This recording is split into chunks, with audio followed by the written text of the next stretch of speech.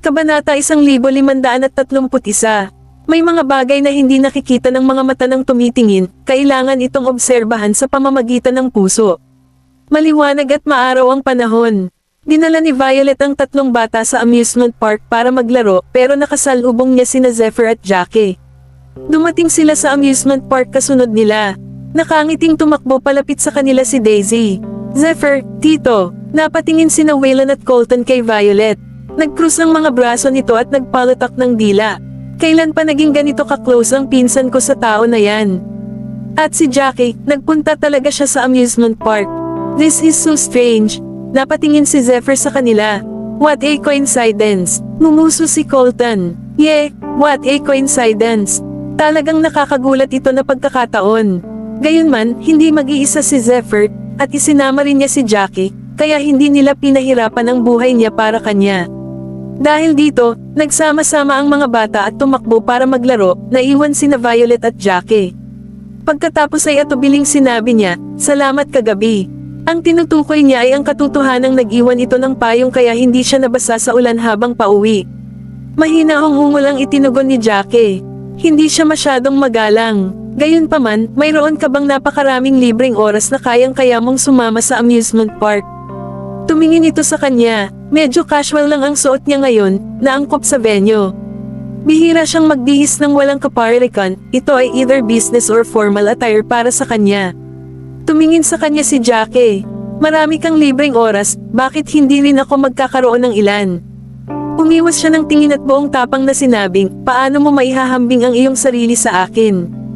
Ang aking hanap buhay ay nagbibigay daan sa akin upang maging isang tao na maaaring humilata sa tuwing gusto ko." Hindi nagsalita si Jackie. Nakita ni Violet ang isang claw machine sa gilid ng kalsada. Kaya, lumakad siya ng may kapritsyo, nagsingit ng ilang barya, ipinagpalat ito sa mga token, at nagsingit ng isang token sa makina. Mula sa likod ang boses ni Jackie. "Alam mo ba kung paano ito mapatakbo? Minamaliit mo ba ako?" Hinawakan ni Violet ang hawakan at kinontrol ito. Nakatingin ka sa isang master sa clawing dolls. Maya-maya pa, siya, hinamak niya ang sarili. May nagagawa nga siyang mahawakan, pero hindi ito nahulog sa labasan ng laruan. Ang manika ay muling bumagsak sa tambak sa bawat kritikal na sandali. Natawa si Jackie nang makita ang baguhan niyang galawan. "Ito ba ang itinuturing mong isang master level sa clawing dolls?" Hindi hahayaan ni Violet na ibaba ang tingin sa sarili. "Matagal na akong hindi naglalaro ng makinang ito, kaya medyo kinakalawang ang skills ko. Maghintay ka lang. Tiyak na makakakuha ako ng isa bago ako umalis sa lugar na ito ngayon." Matapos ang ilang pagsubok, ang katotohanan ay hindi niya talaga mailabas. Hindi na nakatiis si Jackie, kaya lumapit siya, hinawakan ang kamay nito, at tinatakbo ang makina. Natigilan si Violet. Ang kanyang tingin ay lumapag sa init na bumabalot sa likod ng kanyang kamay, at ang kanyang pansin ay ganap na gumalaw malayo sa claw machine. Tumayo siya sa likod niya, ang isa sa mga kamay nito ay hawak ang doll machine sa tabi niya, at ang dibdib nito ay humahagod sa balikat niya mula sa napakalapit na distansya. Habang nasa kawalan ng ulirat si Violet, kinuha ni Jackie ang isang manika sa labasan ng makina at biglang nagtanong, "Gusto mo pa ba?" Bumalik siya sa kanyang katinoan. Oo, 4 ang bata dito. Gusto niyang hilahin ang kamay niya pero natatakot siyang makagambala sa operasyon nito, kaya mahigpit niyang pinahiram ang kanyang kamay. Sinulyapan siya ni Violet mula sa mga sulok ng mga mata. Ang kanyang pansin ay ganap na nakatuon sa makina. At hindi niya kahit napagtanto na siya ay sumisilip sa kanya. Nagawa niyang magklo ng kabuuhang 5 manika. Nang oras na upang kunin ang mga manika mula sa makina, sinamantala niya ang sitwasyon at binawi ang kamay niya. "May 5 tayong manika ngayon. Kumuha ka ba ng mas higit pa sa kailangan natin?" Ipinilig ni Jackie ang ulo para tumingin sa kanya. "Hindi ba't bata ka rin?" Napasimangot si Violet. "Sino ba ang tinutukoy mong bata?" Itinuwid niya ang kanyang postura. "Kung sino man ang nagre-react sa komento ay ang bata dito. Ikaw." Tumalikod si Jackie at tumigil sandali. "Pwede mo namang itapon kung ayaw mo." Sinulyapan ni Violet ang 5 manika na hawak niya. "Naubos ko na rin ang pera ko sa kanila, paano ko itatapon ang pang-5? Siya ang nagklo. Wala namang paraan na tumatanggi ako sa libreng regalo." Maghapon na naglaro sa amusement park sina Daisy at ang kanyang mga kapatid at wala silang nararamdamang pagod. Kabanata 1532. Alanganin lang silang umuwi habang papalapit na ang gabi. Orihinal na ang 3 bata ay dumating sa parehong kotse ni Violet, ngunit ang 4 na bata ay sumakay sa parehong kotse sa pagtatapos ng araw. Habang nakatingin sa kanila na iniiwan siya, nagpalatak si Violet ng dila. Ang gayong imoralidad, sobra na ito, tiyak na nagsabuatan ng mga bastards na ito. Ibinaba ni Jackie ang bintana ng kotse at itinaas ang talukap ng mata. Hindi ka ba aalis? Nagulat siya. Pagkatapos ay may naisip siya at mahinang mumuso. Mamamatay ako bago sumakay sa kotse mo. Malinaw na naalala ni Violet nang iwan siya nito sa City Hall noong isang araw. Sino ang nakaalam kung ano ang nangyayari sa kanyang isipan sa sandaling iyon? Alam ni Jackie na galit pa rin siya, kaya dahan-dahan siyang nagsalita. Ihahatid kita pa uwi for real this time. Seryoso ka ba? Ang pabirong sabi ni Violet. Paano ko malalaman na hindi mo ako iiwan sa freeway this time? Kung dati pa ito, matagal na siyang hindi nakatiis at hiniling sa kanyang driver na iwanan siya. Gayunman, hanggang ngayon ay wala siyang nakikitang anumang bakas ng kawalang pasensya. Ayaw ko. Tiningnan ni Violet ang kakaibang ekspresyon nito. Bakit ako kikutuban na may naging mali sa kanya pagkatapos ng diborsyo? Sa huli, sumakay na siya sa kotse. Habang sila ay nasa kanilang daan, ang kapaligiran sa kotse ay patay na tahimik, at walang sinira ang asiwa na katahimikan. Napalingon si Jackie para tumingin sa kanya. Patuloy na nakatitig si Violet sa bintana. Ang mukha niya na naaninag sa salamin ay tila wala sa isipan, ngunit tila din na nawala siya sa kanyang mga iniisip, mukhang malungkot. Binawi niya ang tingin at nilinis ang kanyang lalamunan pagkaraan ng ilang sandali. Ano ba ang gusto mong kainin? Nang marinig ni Violet ang boses nito, binaling niya ang kanyang ulo, napatingin sa kanya na nalilito, at itinuro ang sarili. Tinatanong mo ako, sumulyap sa kanya si Jackie at bahagyang nakasimangot. Kung hindi, sino pa ba ang nakasakay sa kotseng ito? Ilang segundo siyang nagulat, at biglang tumabi sa kanya. Please, maging totoo ka nga sa akin. Samandal ito sa kanya habang nagsasalita. Napises ka na ba ng multo o galit? Nasa bingit na ng pagkawala ng isipan ng driver at pumutok sa tawa. Ngumiti si Jackie at nagngangalit ang ngipin. Hindi ka darating sa conclusion na ito kung ang iyong utak ay bahagyang normal lamang. Ako na poses ng multo. Siya ang tanging tao na may kakayahang mag-isip ng ganyang idea. Ngayon ka lang ba bumalik sa normal? Hindi rin nagalit si Violet at sumulyap sa kanya. Hindi lang ako sanay na bigla kang naging ibang tao. Napahinto si Jackie at magaan na sinabi, hindi ba't nangako ako sa iyo na makikipagkasundo ako sa iyo? Hindi na umimik si Violet dahil totoong ang ganun ang nangyari. Yun lang na nakaangkop na siya sa pagbabago at nagsimula ng mabilis na makiayos sa akin, pero hindi pa rin ako sanay dito. Talaga, napakalaki ng pagkakaiba ng pakikitungo niya sa kanyang asawa at sa kinakapatid. Nag-cruise siya ng braso at sinagot ang naunang tanong, gusto kong kumain ng duck orange. Napakakaunting mga restoran sa Octavia ang naghahain ng naturang ulam, at isa lamang ang alam niya ngunit ayaw niyang sabihin sa kanya kung aling restaurant iyon. To put it bluntly, gusto lang niyang magulo sa pangyayaring ito para malaman kung gusto ba talaga nitong makiayon sa kanya. Medyo natigilan si Jackie. Maya-maya pa, mahinahon niyang tinanong ang driver, saan natin makikita ang ulam na ito sa Octavia? Nagulat na napatingin sa kanya si Violet. Huminto ang driver sa isang parking space sa gilid ng kalsada at inilabas ang kanyang cellphone. Bigyan mo ako ng ilang segundo. Hahanapin ko, na lang. Pagkatapos ay natagpuan ng driver ang address at nag-navigate sa The Attic Hotel. Sumunod si Violet kay Jackie at pumasok sa private room na matatagpuan sa 2nd floor. Gayunman, nagkataon na nasalubong niya ang mga Potter sa corridor. Kakalabas lang ni Penelope at ng kanyang ama sa isang pribadong silid matapos kumain ng hapunan kasama ang isang kliyente. Nagulat si Penelope nang makitang magkasama sina Violet at Jackie. Pero pagtingin sa ekspresyon ni Violet, nasuka pa rin siya. Ano ang isang coincidence? Hindi ko inaasahan na makilala kita sa The Attic, young Master Clifford. Humakbang si Edmund para batiin siya, na maituturing na magalang na aksyon. Tumanggaw lang si Jackie. Oo, anong coincidence? Hindi nakasundo si Penelope, kaya ngumisi siya sa sandaling iyon. Ang mga Clifford ay tunay na pros pagdating sa pagwawasto ng pangalan ng isang tao. Nagawa mo talaga itama ang bitch na nag-agaw sa kasintahan ng iba. Kabanata 1533. Penny, anong kalokohan ang sinasabi mo? Nagdilim ang ekspresyon ni Edmund. Kahit ako ay kailangang magpakita ng respeto sa mga Clifford. Kahit gusto ng mga Cliffords na pagtakpan si Violet, hindi ko gagawin maglakas loob na sabihin ito sa harapan nila. Nagnangalitang ngipin si Penelope. Sino ba ang nagsabi SIO na walang katuturan ang mga sinabi ko? Kung hindi dahil sa kanya, kami ni Brooklyn ay matagal na sanang nagpakasal. Inaasahan mo bang hahalikan ko ang as ng bitch na dalubhasa sa pang-aagaw ng boyfriend ng ibang tao? Young Master Clifford, hindi mo rin ba hinamak ang babaeng ito noon? Kailan ka pa ba nabighani sa beach? Malamig siyang ngumuso at tumutig kay Violet.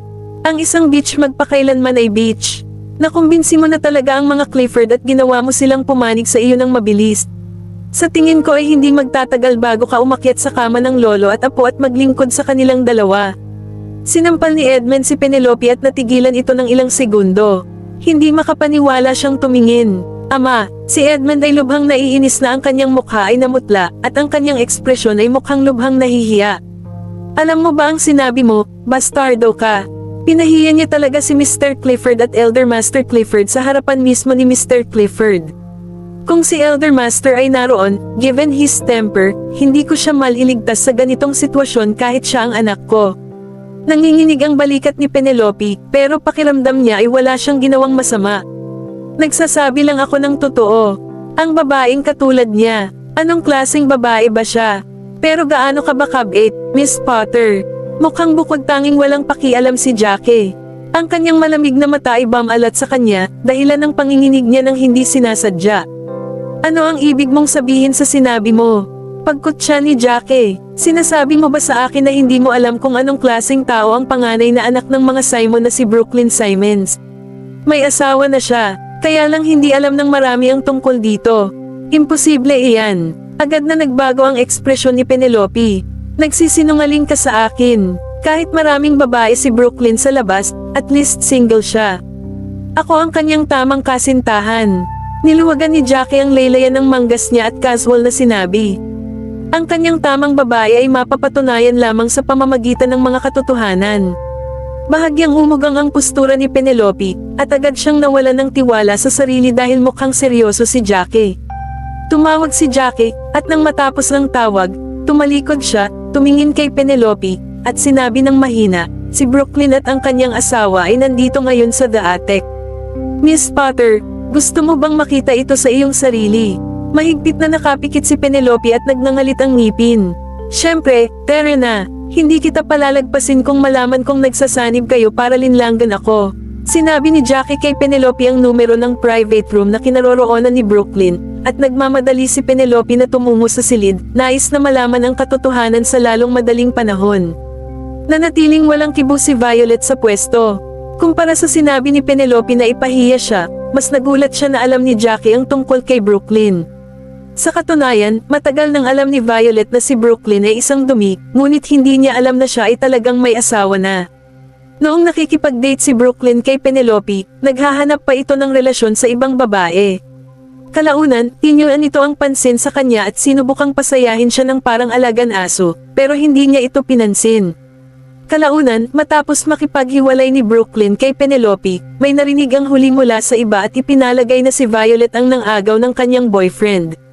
Sa mga oras na iyon, hindi na pinansin ni Violet ang mga chismis na kumakalat sa paligid niya. Wala siyang pakialam na magpaliwanag, kaya palagi siyang tinitingnan ng iba bilang isang babaeng walang pinipili. Napalingon si Jackie para tingnan si Violet. Gusto mo bang pumunta at tingnan? Namangha si Violet. Ano ba ang dapat tingnan? Seryoso ang boses niya. Isang dramatikong dulang pantanghalan. Hindi nagsalita si Violet kahit isang salita bagkus ay sinundan niya ito. Sure enough, nagkaroon ng malaking kaguluhan pagkarating nila sa pinangyarihan. Brooklyn Simons, napakalakas ng loob mong magsinungaling sa akin. Hindi makapaniwala si Penelope sa eksenang nakadisplay sa kanyang harapan, kaya't humakbang siya at nagsimulang hampasin at sampilan si Brooklyn. Tumalikod si Brooklyn sa kanya at isinumpa, nawala na ba ang iyong tangang isip? Sino ka sa palagay mo? Naglalako lang ako sa iyo. May asawa at anak na ako, hindi mo ba na-realize yun? Kabanata 1534. Bumagsak sa lupa si Penelope nang makita niya si Brooklyn na nagpoprotekta sa babae at sa 8 taong gulang na anak sa likod niya. Pagkatapos ay umiyak siya ng hysterically kaya hindi niya napigilan ang sarili. Hindi na nakatiis si Edmund. Nawawalan siya ng mukha sa kanyang anak dahil sa mga problemang idinulot nito sa restaurant. Tumigil ka na at sumama kang umuwi. Hindi ako aalis, niyanig siya ni Penelope. Gusto ko lang malaman ang mga bagay-bagay ngayon. Brooklyn Simons, ikaw na bastard, nilero mo ang aking damdamin. Inaliw ni Brooklyn ang kanyang asawa sa likod niya, hiniling sa kanya na dalhin ang kanilang anak sa pribadong silid, at pagkatapos ay tumitig kay Penelope na walang pasensya. Nilero ko ang nararamdaman mo. Naglabas siya ng isang hamak ng ngisi. Kusang loob kang natulog sa akin noon. Hindi naman kita pinilit, diba? Pareho tayong lumabas para sa saya nito. Wala pa akong nakitang babaeng walang hiya at clingy na katulad mo. Nang marinig ni Edmund na ganito ang pang-iinsulto nito sa kanyang anak, agad na naglaho ang kanyang ekspresyon. Brooklyn Simons, tumawid ka na sa linya. Tumawid ako sa linya. Hindi ba halata na ang anak mo ang tumawid dito? Aaminin ko na marami akong naging babae, at alam niya na playboy ako na walang pakialam sa mga damdamin. Siya ay walang hiyang lagi akong iniistorbo, to the extent na napagod ako sa kanya at sinubukang makipaghiwalay sa kanya. Subalit ayaw niyang gawin iyon. At ang tapang niya para gumawa ng kilos sa asawa at anak ko ngayon. Pinagpag ni Brooklyn ang kanyang suit. Naihatid na niya ang sarili niya sa aking pintuan ng mababa, na humihiling sa akin na maging tapat sa kanya at magpakasal kanyang. Patuloy na mangarap, sino kaya siya sa tingin niya? Brooklyn Simons, galit na galit si Edmund, ngunit nang makitang dumarami ang mga nakatingin na nagsisimula ng magtipon sa paligid nila, hindi niya kayang mawalan pa ng mukha. Kaya, tumitig siya kay Penelope, nakita mo na ba ngayon ang tunay na kulay ng lalaking ito? Ngayon sumuko ka na sa iyong pag-asa at samahan mo akong umuwi. Hindi ako aalis, ama. Hindi ako makaget over dito. Durog ang damdamin ni Penelope. Mahal na mahal ko siya. Paano niya ako itinuring ng ganito? Malamig na kinutya ni Brooklyn. Nakaramdam siya ng pagkamuhi at naiinis pa sa tinatawag na malalim na pagmamahal nito sa kanya. Sinampal ni Edmund si Penelope at galit na nagsabi, gumising ka na. Hindi pa rin ba ito sapat na nakakahiya para sa iyong kagustuhan? Tumayo si Violet sa gitna ng mga tao at medyo nakiramay kay Penelope nang makita ito. Kasi, lubos siyang umiibig kay Brooklyn. Kahit alam niyang playboy si Brooklyn, hindi niya mapaalis ang sarili sa mapagnasang sweet talks ni Brooklyn. Walang damdamin si Brooklyn para sa kanya, ang damdaming nadama niya para sa kanya ay, sa kabutihang palad, ang pagiging bago ng pagkakaroon ng extramarital affair sa iba. Siya ay isang tae, ngunit malinaw niyang naunawaan na dapat siyang ibahin ang kanyang asawa sa lahat ng mga babae sa labas. At least, siya ay isang scumbag na alam kung kailan guguhit ng linya at hindi pinabayaan ang kanyang asawa at mga anak para sa kapakanan ng mga babae niya sa labas. Natalo si Penelope dahil masyado niyang sineryoso ang relasyon nila ng lalaki. Akala niya ang playboy balang araw ay pakakasalan siya pagkatapos niyang magkaroon ng sapat na kasiyahan.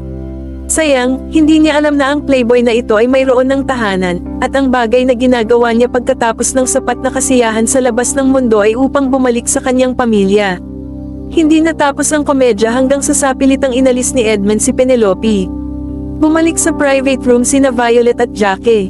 Nang ihain ang mga pinggan, nagtanong siya para maalis. Ang kanyang pag-aalinlangan, paano mo nalaman na may asawa na si Brooklyn? Pinaikot ni Jackie ang dulo ng daliri sa labi ng wine glass nang hindi nagtataas ng tingin. Maaari mong malaman ang tungkol dito sa pamamagitan lamang ng pag-check. Gayunpaman, hindi niya sinabi sa kanya na nag-imbestiga lamang siya dahil siya at si Penelope ay nakulong dahil sa away.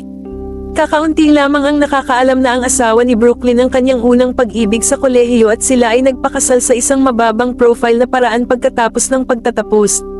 Noon pa man ay alam na ng asawa ni Brooklyn na playboy ang kanyang asawa ngunit pinili niyang magbulag-bulagan sa pagtataksil ng asawa.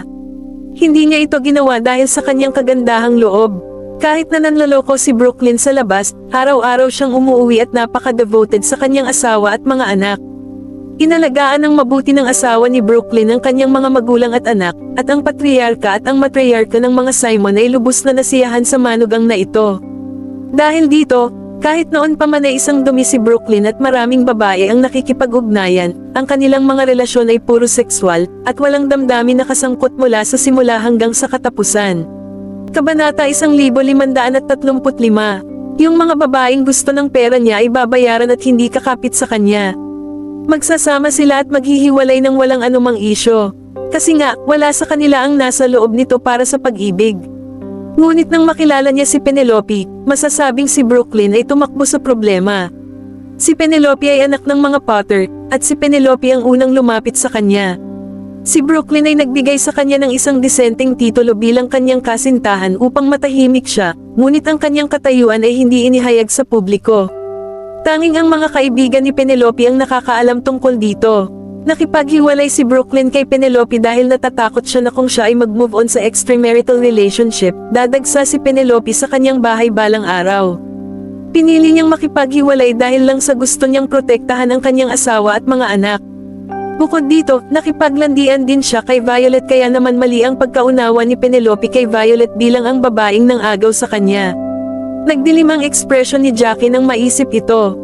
Nag-enjoy si Violet sa Dock A. Lawrence na matagal na niyang pinagnanasaan, kaya paano niya mapapansin na naiinis si Jackie. Kasabay nito, sa Clifford Mansion. Binalak ni Thomas na hintayin ang pagbabalik ni Jackie para kumain, pero sabi ni Daisy, "Lolo, hindi na kailangang hintayin si Tito Jackie. Tiyak na hindi siya babalik para sa hapunan ngayong gabi." Napalingon si Maisie sa kanya. "Paano mo nalaman yon?" Mahiwagang ngumiti si Daisy, kasi magkasama sina Tito Jackie at Tita Violet. Malamang na kumain sila sa labas. Nasanay na si Daisy na tawagin si Violet na tita niya at ayaw na niyang palitan ito. Natawa si Thomas at dinampot ang kanyang kutsilyo at tinidor. "Kung ganoon, kalimutan mo na. Huwag na natin siyang hintayin at simulan na natin ang pagkain." Gabi na nang iuwi ni Jackie si Violet. Matapos maglaro sa amusement park maghapon, pagod na si Violet, at matapos ang isang masaganang hapunan, siya ay nakaramdam ng matinding antok at nakatulog sa loob ng kotse. Pagdating nila sa gate ng Lovegood Mansion, ipinarada ng driver ang sasakyan, tumalikod, at gigisingan na sana si Violet nang pinatahimik siya ni Jackie. Naintindihan ng driver ang kanyang intensyon, agad na ibinaling ang ulo, kinuha ang kanyang cigarette case, lumabas ng ang kotse, at nagsindi ng sigarilyo. Sumandal si Violet sa likod ng upuan na bahagyang nakahilig ang ulo. Hindi siya nagising kahit na matapos tumigil ang sasakyan. Bumaba ng kotse si Jackie, umikot sa gilid ng kotse, binuksan ang pinto, at dinala siya palabas ng kotse ng maingat. Ipinilig ang ulo ni Violet, sumandal sa balikat niya, at ilang beses pa itong hinagod. Bumaba ang tingin ni Jackie sa taong nakayakap sa kanya.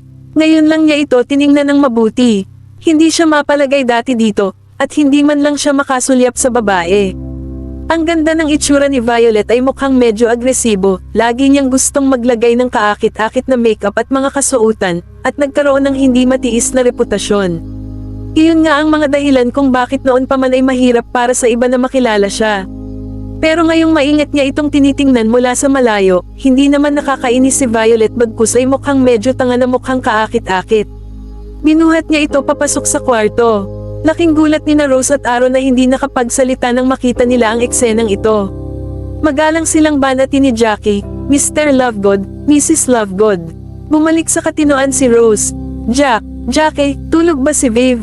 Tumanggaw lang siya. "Ihahatid ko na siya sa taas." Nang makitang bitbit niya si Violet sa taas, hindi makapaniwalang binunggo ni Rose sa braso ni Aaron. "Mahal, nakita mo ba yan?" Kabanata 1536. Inihiga ni Jackie si Violet sa kama at inilagay ang unan sa ilalim ng ulo nito. Mahimbing ang tulog niya at hindi alerto. Ipinasok niya ito at tumayo sandali sa tabi ng kama bago pinatay ang ilaw at lumabas ng kwarto. Nang makita siya ni Rose na bumababa na, tumayo na ito. "Jackie." Tumigil si Jackie sa kanyang mga bakas at lumingon upang tingnan siya. "Yes, ma'am. Salamat sa pag-uwi sa kanya. Huwag mo nang banggitin." Tumanggaw lang siya. "Uuwi na ako ngayon." Tumanggaw lang si Rose. Habang pinagmamasdan ang paglabas nito sa pinto, nalungkot ito dahil gusto niya si Jackie at hindi niya maintindihan kung bakit hindi makita ni Violet kung gaano siya kabuti. Maagang nakatulog si Violet at nagising ng alas 6 ng umaga kinabukasan. Agad siyang umupo nang imulat niya ang kanyang mga mata at napagtanto na nasa loob na siya ng kanyang kwarto. "Di ba nakatulog ako sa kotse, paano ako napunta dito?" Pagkatapos maglinis ni Violet, bumaba na siya para sa uminom. Nagluto na ng sopas ang mga katulong. "Ang aga mong gumising, ma'am." Naglakad siya papunta sa kusina para kumuha ng isang basong tubig at may naisip. Paano ako nakabalik dito kagabi? Ngumiti ang katulong at sinabing, hinatid ka ni Mr. Clifford. Napahinto siya sandali. Alam ko na hinatid niya ako, pero, sino ba ang nagdala sa akin sa kwarto? Hindi siya nakatulog ng maayos nitong mga nakaraang araw, kaya na-knockout siya kagabi. Hindi niya makakalimutan. Sumagot ang katulong, binuhat ka ni Mr. Clifford sa iyong silid. Nagulat si Violet. Lahat ng uri ng haka-haka ang nasa isip niya, pero hindi iyon isa sa mga ito. Given his personality, imposibleng buhatin siya nito pabalik sa room. Malamang nagisingin siya nito. Ngunit walang dahilan para magsinungaling ang katulong sa kanya.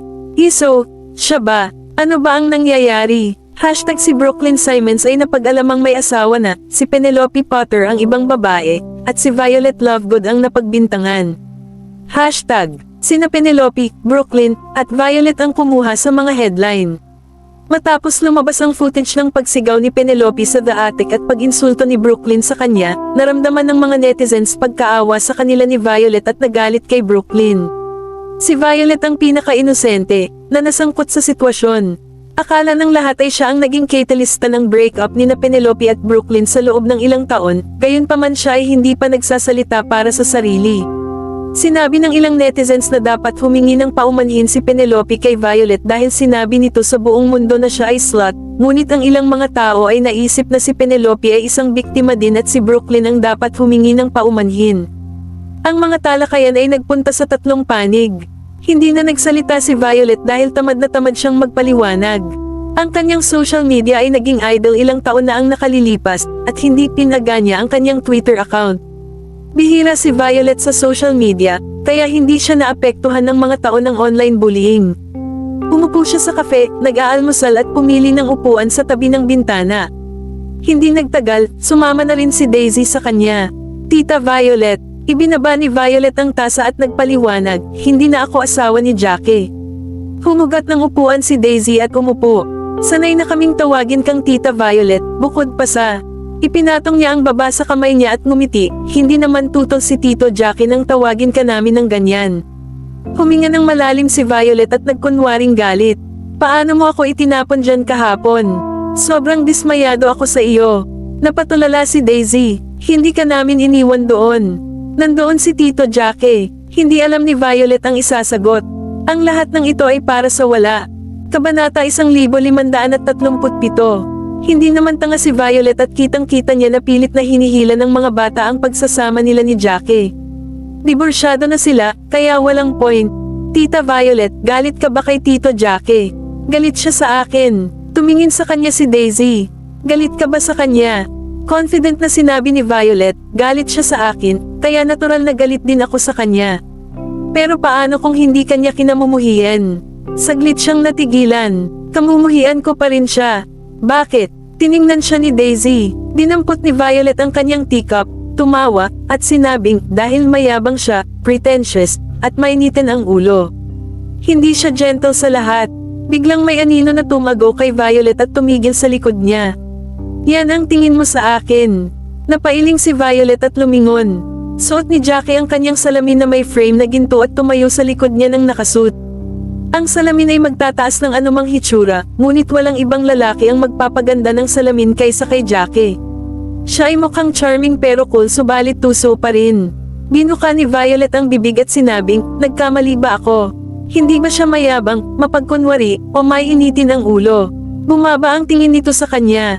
Ikaw ang gumawa niyan. Ngumiti naman si Violet. Hindi ko ginawa yon. Nagsasabi lang ako ng totoo. Hindi naman nakipagtalo si Jackie sa kanya bagkus ay humugat siya ng upuan at umupo. Nagtataka si Violet. Ano ang? Mahinahon niyang sinabi, almusal. Ngumiti naman si Daisy. Hindi pa nag-aalmusal si Tito Jackie kagaya ko. Tahimik lang si Violet. Bakit niya sinabi sa akin na hindi pa siya nag-aalmusal? Pinipigilan ko ba siya? Napaka-weird na tao. Biglang tumayo si Daisy na may malapad ng ngiti. Tita Violet, Tito Jackie, kakain na kami. Mag-enjoy. Hoy, Daisy. Gusto siyang pigilan ni Violet pero nawala na siya. Sa wakas ay naintindihan na niya na si Daisy ang nag-trap sa kanya. Sinabi na niya na gusto niyang mag-almusal, ngunit wala na siya ngayon.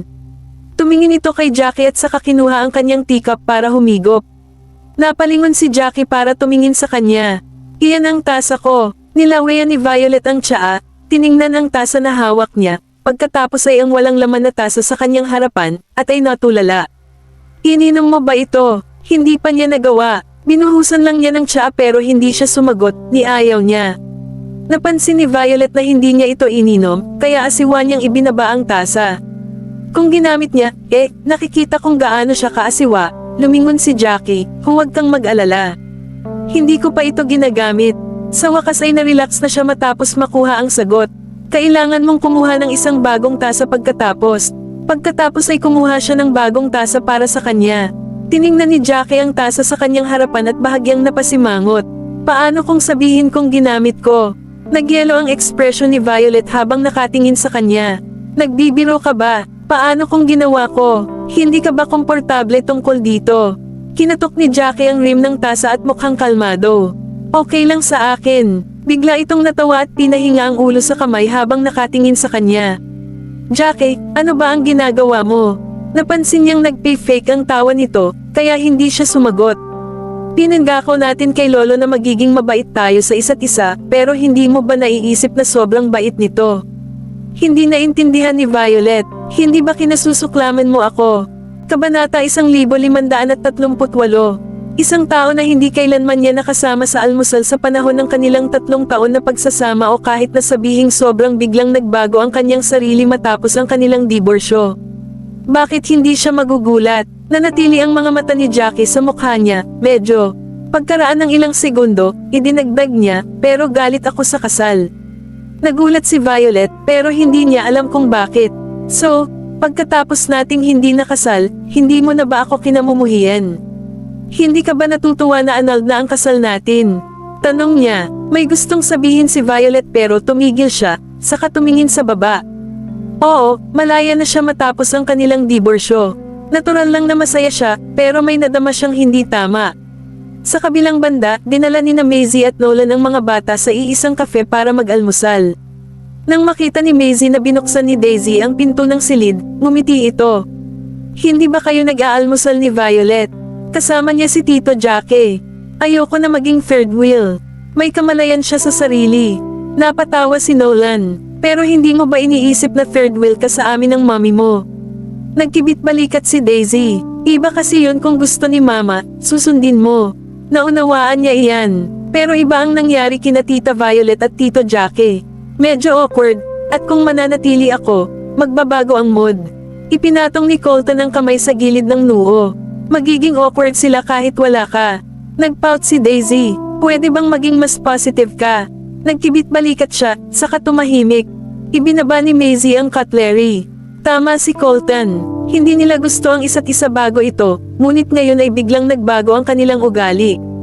Ito talaga ang tricky. Kung biglang sinabi ng isang taong kinamumuhian mo na gusto ka nila, hindi mo malalaman kung sila ay naglalaro ng isang trick sa iyo o hindi. Dagdag pa rito, isang patay na lalaki pa rin ang kumuha ng isang napakalaking bahagi ng puso ni Violet, at kung hindi siya bibitawan, maaaring hindi niya matanggap ang bagong relasyon, lalo na sa kanyang ex-husband. Kakaiba talaga ang sitwasyon ni Jackie. Ang isang linggong patuloy na pag-ulan mula nang magsimula ang tagsibol ay nagpabalisa sa mga tao. Tumayo si Violet sa harap ng bintana ng drawing room at nakatitig sa ilang palayok na halaman sa balkonahe. Ang mga dahon ay nahulog lahat dahil sa ulan at hangin, at mukhang miserable ang mga ito. Ang kanyang katulong ay kumatok sa pinto, kaya tumalikod siya. Pasok ka na. Pumasok ang katulong, sinundan ng kanyang ama, at nagulat siya. Dad, ano po ang nagdadala sa inyo dito? Pagkaalis ng katulong, lumapit si Aaron sa sofa at umupo. Nagyelo ang hangin ng drawing room sa tagal niyang nagsalita. Violet, gusto ko sana humingi ng paumanhin. Nagulat si Violet. Hindi kailanman humingi ng paumanhin ang kanyang ama sa kanya, iyon ang unang pagkakataon. Itay, tuyo na ang lalamunan niya, bakit ka humihingi ng paumanhin? Tumawid si Aaron at mukhang stoic. Alam ko na laging may puot sa puso mo. Hindi ko kailangan na patawarin mo ako, ngunit umaasa ako na hahayaan mo na ang nakaraan. Hayaan mo na ang nakaraan. Napaungon si Violet nang ilayo niya ang mukha. Lumabo ang tanawin sa labas. Dad, minsan naiisip ko kung gaano kalaki kung hindi ka laban sa amin, pero ngayon na nangyari na, paano ko bibitawan? Napakuyom ang mga kamay ni Aaron. Hindi ko alam na mangyayari iyon. Gusto lang niyang umatras si Jacob, pero lahat ng iyon ay nangyari dahil nawala sa kamay ang mga bagay-bagay. Violet, pasensya na. Ako ang mananagot doon. Dahan-dahan siyang tumayo. Pakiusap, bitawan mo na ang nakaraan. Mahaba pa ang buhay mo sa hinaharap. Kabanata 1539. May napansin si Violet kaya agad siyang tumangala para lang makita ang likod ng kanyang ama. Itay, tumigil si Aaron pero hindi siya tumalikod. Tumingin sa kanya si Violet, anong responsibilidad ang sinasabi mo? Tumangala si Aaron at huminga ng malalim. Magbabayad ako sa mga maling ginagawa ko. Umalis siya nang hindi nakatingin sa likod nang sabihin iyon. Napabigla si Violet sa lugar. Pagkatapos ay tumakbo siya sa paghabol sa kanya, ngunit sumakay na ito sa kotse nito at umalis. Mamalat ang ulan sa kanyang sasakyan. Pumunta si Aaron sa istasyon ng pulisya at muling binuksan ang isang kaso ng pagdukot mula sa mga nakaraang taon sa pamamagitan ng pag-amin na siya ang nasa likod nito. Hindi pa siya nirarattle ng mga kidnapper dahil may mga pisi siyang hinayla at iniwasan ang parusa. Ngayon, umamin si Aaron sa krimen, hindi humingi ng abogado, at hindi nagplano na magtayo ng depensa. Nagulat ang mga pulis matapos makinig sa kanyang pag-amin. Marami nang itinago si Aaron nang mangyari ito, kaya itinuring na lang ito ng pulisya bilang kaso ng pagdukot at natagpuan itong normal na ayaw ni Aaron na malaman ng publiko ang tungkol dito. Walang maghuhula na siya ang salarin. Sinusundan ni Aaron ang isang pulis sa interrogation room nang biglang sumulpat si Violet sa korido. Itay, napahinto siya at tumalikod para makita ang taong nagmamadaling papalapit sa kanya. Nabasa ng ulan ang kanyang balikat at pantalon, at basa ang kanyang mukha at mukhang mapatla. Napabuntong hininga si Aaron. Violet, umuwi ka na. Namula ang mga mata ni Violet habang umiiyak, Dad, I forgive you. Nang sabihin ni Aaron na babayaran niya ang kanyang mga krimen, ang ibig niyang sabihin ay isusuko niya ang kanyang sarili para sa kung ano ang kanyang nagawa na. Gayunman, si Aaron pa rin ang kanyang ama. Kahit na may ginawa siyang kakilakilabot, hindi na siya kinamumuhian ng babae. Nagulat si Aaron bago nagsiwalat ng ngiti. Mabuti, wala na siyang ibang sinabi nang lumayo siya kasama ang mga opisyal. Malakas na sigaw ni Violet sa likod nila, Dad, hihintayin ka namin ni Inay. Umiiyak pa rin si Violet nang lumiko sila sa isang sulok. Tila siya na lang ang natira sa malungkot na koridor na iyon. Lumabas si Violet sa istasyon na tuyo. Tumayo siya sa ilalim ng bubong at tumingin sa maulap na kalangitan. Pumapatak pa rin ang ulan na sumasalamin sa kanyang mood. Ang mukha niya ay biglang natabunan ng anino hanggang sa isang itim na peyang ang nakita niya. Nagulat siya at napalingon siya nang makita si Jackie na nakatayo sa ilalim ng payong. Tinignan ni Jackie ang mapula at namumugtong mga mata nito, iniunat ang isang kamay at hinayla ito sa kanyang mga bisig. Napabigla si Violet at hindi gumalaw, at ang boses niya ay paus habang nagsasalita. Ano ba ang, tumingin siya sa malayo. Umuulan kasi, at walang nakatingin, kaya umiyak ka kung kailangan. Napabagsak siya nang marinig niya iyon. Siguro dahil pakiramdam nito ay ligtas ito sa kanyang mga bisig, nagawa niyang bitawan ang lahat at iiyak ang puso niya. Tinatakpan ng ulan ang kanyang tinig at nilunod ito. Hindi nagsalita si Jackie pero nakatayo lang siya, hawak ang payong habang hawak-hawak siya ng isang braso. After a long time, napagod na siya sa pag-iyak. Bulong niya, hindi magtatagal sa loob ang tatay mo. Si Aaron ay sinuko ang kanyang sarili, at dahil siya ang nag-orchestrated ng pagdukot, at ang mga kidnappers ay ang mga taong naging sanhi ng kamatayan sa pamamagitan ng pagsunod sa kanyang mga utos, kahit na siya ang mastermind, siya ay makakakuha ng hindi bababa sa 3 taon. Nagsimulang bumagal ang ulan, na tinatakpan ang bintana ng kotse ng maliliit na patak. Umupo si Violet sa passenger seat at tiningnan ang malabong street view. Awkward ang itsura niya dahil nang kumalma siya, napagtanto niyang umiyak siya sa yakap ni Jackie at nahiya. Nang matapos si Jackie sa kanyang tawag, lumingon ito para tingnan ito. Maganda na ang pakiramdam. Pinisil niya ang kanyang mga daliri habang medyo sumisinghot. Mas maganda na. Kabanata 1540. Ihahatid na kita. Sinimulan ni Jackie ang makina at umalis. Walang nagsalita sa buong paglalakbay. Gayunman, ang katahimikan ay kumuryent sa puso ni Violet. Gusto niyang may sasabihin pero natatakot na baka hindi niya maintindihan. 2 beses na siyang umiyak sa harap niya, ang una bis ay sa kwarto ni Jacob, at ang pangalawang pagkakataon ay sa labas ng istasyon ng pulisya. Ipinarada ni Jackie ang kotse sa labas ng Lovegood Mansion at pinasok siya. Umupo si Rose sa sofa at mukhang miserable, tila may isang bagay. Nang makita niyang magkasamang pumasok sina Jackie at Violet, dahan-dahan siyang tumayo. Violet, nakabalik ka na. Mon, ako. Okay, wala nang dapat sabihin. Marahang pinutol siya ni Rose. Naiintindihan ko ang desisyon ng tatay mo. Lumapit siya kay Violet at hinawakan ang kamay nito. Nagkamali ang tatay mo. Hayaan na lang natin ang korte na magdesisyon at hintayin ang pagbabalik niya, okay? Namula na naman ang mga mata ni Violet habang tumango. Tumingin si Rose kay Jackie at nagtanong, bakit hindi ka magstay para kumain? Tutulungan sana siya ni Violet na makalabas dito. Hindi siya pwede. Nakakagulat na sinabi ni Jackie, sige. Nagulat na tumingin sa kanya si Violet. Ngumiti si Rose at hiniling sa katulong na maghanda ng hapunan. Nalaman ni Thomas ang tungkol sa pagsuko ni Aaron at binanggit ito habang nakikipag-usap kay Nolan. Si Maisie ay nasindak. Kahit na si Aaron ang nagplano ng kidnapping all those years ago, hindi niya hiniling sa mga kidnappers na makapinsala sa sinuman. Sila ay sumalungat sa kanyang mga utos na nagdulot ng isang kapahamakan. Kahit hindi sinadya ni Aaron na may mamatay, siya ang nag-trigger ng kidnapping at hindi direktang naging dahilan ng pagkamatay ni Jacob. Maaari siyang bumaba ng malinis sa kanyang mga koneksyon, ngunit kinuha niya ang responsibilidad para sa ang kanyang mga ginawa pagkatapos ng maraming taon. Pinulot ni Nolan ang teacup. Tinanggihan ba niya ang apela ng mga abogado? Tumango lang si Thomas. Oo, hindi ko inaasahan na bigla siyang darating sa ganitong realization. Si Aaron ang nag-orchestrate ng kidnapping, na ilegal. Inosente si Jacob at isinakripisyo pa ang sarili para kay Violet. Hindi iyon ang gusto ni Aaron. Sa kasamaang palad, imposibleng bawiin ang kamatayan ni Jacob, at hindi mababago ang nakaraan. Okay lang ba talaga si Aaron dahil nakita niya kung paano namuhay ang kanyang anak sa galit at panghihinayang? Hindi sa lahat, ngunit siya ay masyadong matigas ang ulo at inisip na hanggat wala na si Jacob sa mundo niya, ang panahon ang magpapagaling sa lahat. Ngunit ang mga buhay ang mga nagdurusa, at naunawaan iyon ni Thomas. Maaring ang iba ay hindi makisimpat siya kay Violet pero siya pwede. Kaya naman naging mabait siya kay Violet. Nakikita niya ang sarili niya sa kanya, ang taong iyon na nawala ang kanyang minamahal sa mga taong iyon. Bumaba ang tingin ni Maisie.